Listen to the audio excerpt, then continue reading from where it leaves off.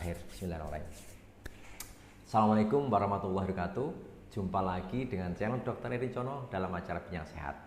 Yang mana pada kesempatan ini saya akan mencoba membahas satu penyakit kulit yang disebabkan oleh virus yang menyerang sebagian tubuh yang dinamakan herpes zoster. Saya yakin sahabat sehat sudah sering mendengar kalimat ini. Bahkan mungkin sahabat sehat pernah mengalaminya dan sering menyampaikan ke petugas kesehatan. Mereka datang ke tempat saya juga dengan keluhan herpes, tapi sebenarnya bukan herpes. Untuk itu saya akan berusaha menyampaikan herpes ini, yaitu apa penyebabnya dan apa gejalanya, sehingga sahabat sehat bila mengalami kondisi ini bisa menyampaikan dengan tepat, datang ke petugas kesehatan juga tepat.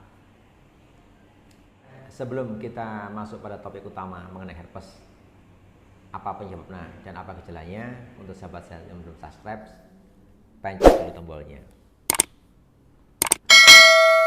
Herpes zoster ini kalau didefinisikan adalah suatu penyakit yang disebabkan oleh virus yang ditandai dengan ruam dan bintil berisi air dan hanya menyerang sebagian dari tubuh. Jadi ada 3 kata utama di sini. Yang pertama, disebabkan oleh virus.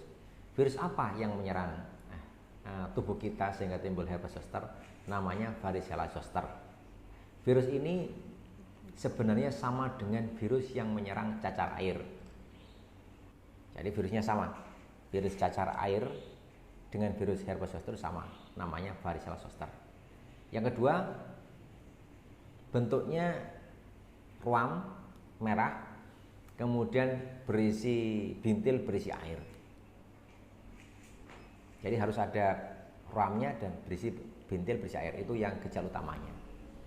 Kemudian yang ketiga, dia hanya menyerang sebagian dari tubuh, dia tidak menyerang seluruh tubuh kita. Jadi kalau umpamanya dia menyerang badan sebelah kiri aja, kalau sebelah kanan saja. Dia tidak menyerang seluruh bagian tubuh kita. Lalu bagaimana proses terjadinya herpes zoster ini? Karena kita sudah menyebabnya lah varicella zoster, yang mana penyebabnya sama dengan cacar air. Bagaimana patofisiologinya atau proses terjadinya ini? Jadi apabila kita mengalami atau menderita cacar air, penyebabnya namanya varicella zoster. Nah, ketika kita sudah sembuh dari cacar air, maka virus ini sebenarnya tidak mati. Dia tetap ada di tubuh. Kemudian dia akan pindah posisi, berhenti atau tinggal di sumsum belakang dan otak. Di sana mereka diam, non aktif, tidak aktif di sana, bertahun-tahun bahkan paling puluhan tahun. Nah, pada kondisi tertentu varicella zoster ini akan aktif. Nah, aktifnya ini karena dia tinggalnya di saraf, dia akan menyerang bagian saraf tersebut. Jadi kalau umpamanya dia ada di sumsum belakang yang ada posisi di tangan sebelah kanan, maka dia akan menyerang tangan sebelah kanan saja. Apabila dia ada di posisi sumsum belakang bagian kaki, maka dia akan menyerang kaki saja. Apabila posisinya di otak, ya bisa jadi dia akan menyerang sebagian dari wajah separuh. Nah, jadi yang pasti dia hanya di kiri saja atau di kanan saja. Itu patofisiologi atau proses terjadinya herpes zoster tadi. Kemudian gejalanya apa? Seperti saya bilang tadi, bahwa gejala utamanya dari herpes zoster ini adalah ruam, kemudian bintil berisi air. Tapi sebenarnya gejala-gejala dari herpes zoster itu macam-macam, tergantung dari masing-masing orang pribadi, tidak sama. Ada yang datang ke petugas kesehatan di tempat praktek saya itu tanpa keluhan sama sekali, dia hanya merasa ada bintil berisi air separuh badan, tapi tidak panas. Tapi ada juga yang sebelum datang ke dokter itu sudah merasa panas, kemudian beberapa hari kemudian baru timbul bintil berisi air tadi. Jadi gejalanya secara umum itu bisa sakit kepala, bisa panas, bisa menggigil, bisa lemas, tidak nafsu makan. Yes, gejala umum orang menderita infeksi.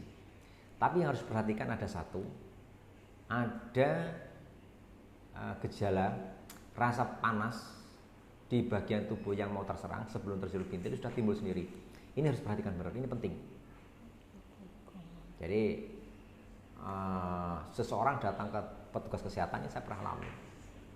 dia mengeluh nyeri di bagian badan sebelah kanan di bahu, nyeri,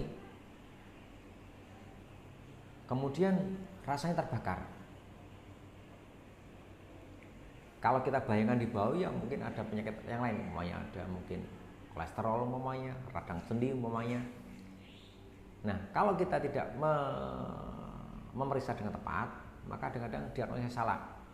Resikonya ketika kita beri obat yang tidak tepat, 3 hari kemudian datang lagi, dia bisa komplain, Pak dokter, obat yang diberikan kemarin menimbulkan efek ini di tangan saya malah keluar bintil. Jadi mereka bayangkan itu salah obat. Nah ini perlu disampaikan dengan jelas tentang kemungkinan timbulnya ini. Ini kita kalau mau petugas kesehatan tidak sampai melupakan kemungkinan herpes zoster ini. Dan untuk pasiennya juga perlu untuk menyampaikan secara jelas keluhannya ini apa. Rasa nyeri, terbakar, kaku, tegang di tangan, walaupun belum ada bintilnya, ini perlu disampaikan data siapa tahu itu herpes zoster. Dan kalau seandainya terjadi seperti ini, jangan sampai komplain sama petugas kesehatannya. Bisa jadi memang waktu itu ada banyak gejala dan tidak fokus ke herpes zosternya. Jadi itu penjelasan tentang patofisiologi dan gejala dari herpes zoster. Maka pada pertemuan yang datang saya akan mencoba membahas bagaimana penanganannya dan kapan sebaiknya kita datang ke kesehatan. Saya rasa cukup sekian info saya ini, semoga bermanfaat. Assalamualaikum warahmatullahi wabarakatuh. Salam sehat.